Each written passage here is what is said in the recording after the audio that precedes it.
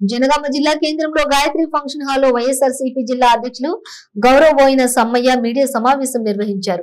ఈ సమావేశంలో మాట్లాడుతూ రాజశేఖర్ రెడ్డి తనయ షర్మిలతోటే తెలంగాణ సస్యామలం అవుతుందని, వైఎస్ఆర్ పథకాలు కొనసాగుతాయని తెలిపారు. వైఎస్ఆర్సీపీ పార్టీ బలపడుతుందని ఓర్వలేకే ప్రజా ప్రస్తావన యాత్ర ఆపారని అన్నారు.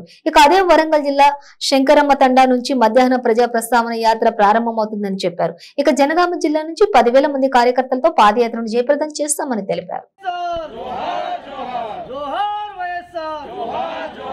శంకరమ్మ తండల ప్రజాప్రస్థాన యాత్ర భగ్నం చేశారు ఈ ప్రభుత్వం.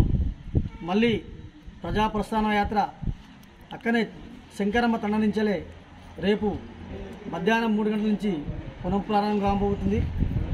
ఆ మహానేత తనయ రాజన్న పాలన, రాజన్న రాజ్యం రాజశేఖర రెడ్డి ఉన్నప్పుడు జరిగిన పథకాలు కానీ, ఎలా అయితే ఆ మహానేత సస్యశ్యామలంగా పాలించారో మళ్ళీ రాజన్న రాజ్యం రావాలంటే షర్మిలక్క ప్రజల్లోకి వచ్చి ప్రజల సమస్యలపైన పోరాడుతుంటే ఈ పాలకులు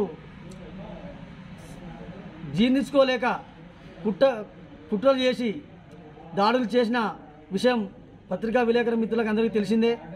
మళ్ళీ మహానేత బిడ్డ మళ్ళా ప్రజాప్రస్థాన యాత్ర ప్రారంభం కాబోతుంది.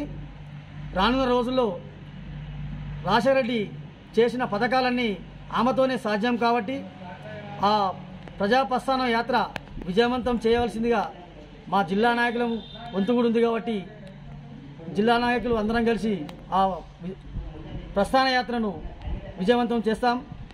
మా జిల్లాలో కూడా 8వ తారీఖు నుంచి, జనగాం జిల్లాలోని 8వ తారీఖు నుంచి పాదయాత్ర స్టార్ట్ అవుతుంది.